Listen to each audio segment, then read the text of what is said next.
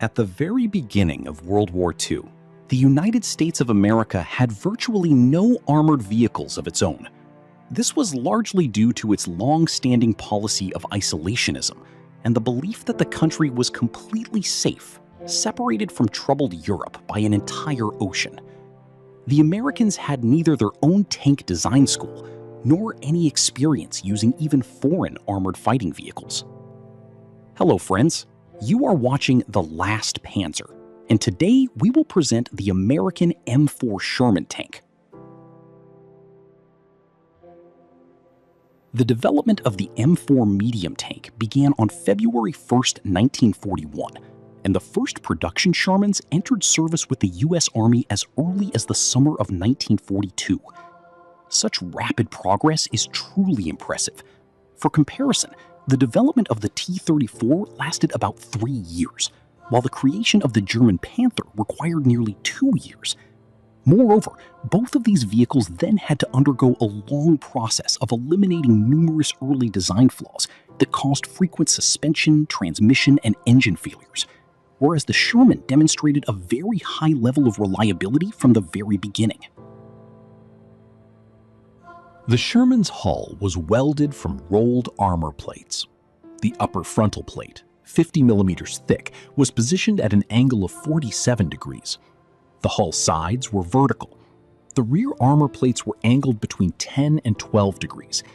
The side and rear armor were 38 millimeters thick, while the hull roof measured 18 millimeters. The cast front section was bolted to the upper frontal plate, the hull sides, and the bottom.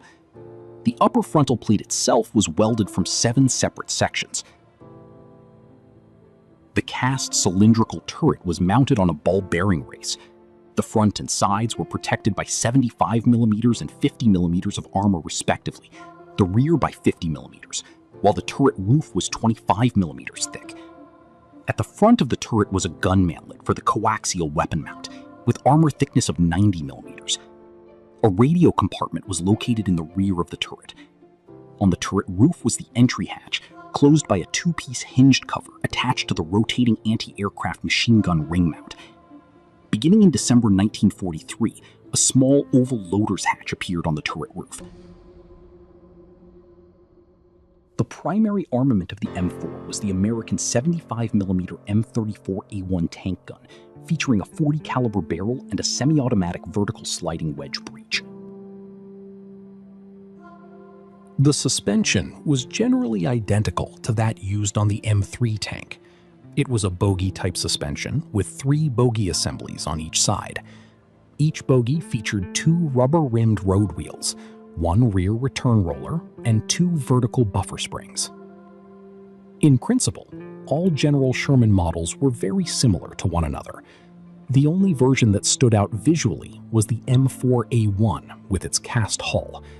The guns, turrets, placement of components, and suspension were identical across all models. Every version eventually received the same cast front hull section, transmission cover, oval loader's hatch, side skirts, and additional side armor. Initially, the tanks had direct vision slots in the front hull plate. These were later covered with armored guards, and periscopes were introduced. Finally, at the end of 1943, a single-piece front glacis plate was introduced, and the hatches were relocated to the hull roof. This required changing the angle of the frontal armor from 47 to 56 degrees. The main difference between Sherman models was the type of power plant. The M4 and M4A1 used the 9-cylinder Continental R975 radial gasoline engine. The M4A2 was equipped with twin GMC diesel engines. The M4A3 received the Ford GAA V8 gasoline engine, producing 500 horsepower. The M4A4 used 5 Chrysler Multibank A57 gasoline engines combined into a single power unit. Installing this engine required the hull to be slightly lengthened. The M4A6 used a hull of the same length but was powered by the Caterpillar RD1820 diesel engine. On all variants, the transmission was located at the front of the hull, which contributed to the tank's relatively tall profile. The Sherman received its combat baptism in North Africa. The first batch of the new tanks arrived in September 1942, and on October 23rd, they entered combat at El Alamein.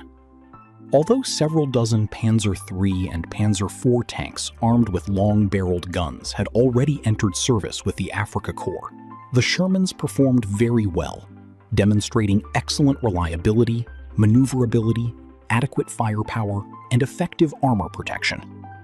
According to the British, the new American tanks played a significant role in their victory in this battle.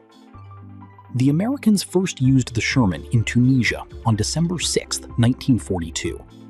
The inexperience of American crews and mistakes made by the command resulted in heavy losses.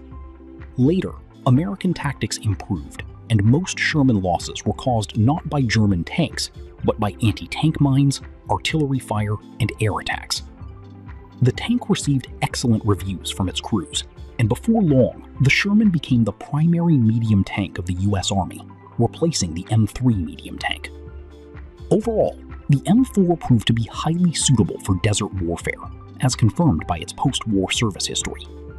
On the vast and relatively flat African terrain, its reliability, good speed, crew comfort, excellent visibility, and communications were especially valuable. The tank lacked sufficient operational range. On February 14, 1943, in Tunisia, the Sherman first encountered the new German Tiger I heavy tank, revealing the M4's inability to fight Germany's heavy armor on equal terms. At the end of November 1942, the first Shermans also appeared on the Soviet-German front. However, the tank only became available to Soviet forces in significant numbers toward the end of 1943. Shermans did not participate in the Battle of Kursk. Beginning in the spring of 1944, Shermans took part in virtually every major battle on every front of the Great Patriotic War. Soviet tank crews welcomed the American tanks, particularly praising the crew comfort compared to Soviet tanks, as well as the outstanding quality of the instruments and communication equipment. Being assigned to a foreign-made tank was considered fortunate. During the winter of 1943, several shortcomings of the M4A2 became apparent under Russian winter conditions. Tanks supplied to the Soviet Union featured smooth rubber track pads, which caused serious problems when driving on icy winter roads. The insufficient traction of the tracks, combined with the tank's high center of gravity, often caused the vehicle to overturn. Overall, the tank was almost entirely comparable to the Soviet T-34 and was employed in much the same way, without any major differences. The Sherman's much lower noise level compared to Soviet tanks was frequently utilized, and infantry often rode into battle on top of the tank while firing, made possible by the vehicle's relatively soft suspension. In the Soviet Union, tanks received under Lend-Lease were generally organized into separate units to simplify crew training and logistics. The large number of Shermans delivered to the USSR even made it possible to form entire tank corps equipped exclusively with this type. American medium tanks were often used alongside Soviet-built T-60 and T-80 light tanks within the same units.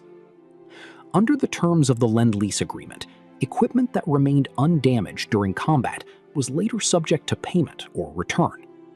For this reason, especially toward the end of the war, whenever commanders had a choice between committing Soviet or American tanks to battle, priority was sometimes given to the latter, since they were considered expendable equipment supplied free of charge, helping preserve the Soviet Union's own resources.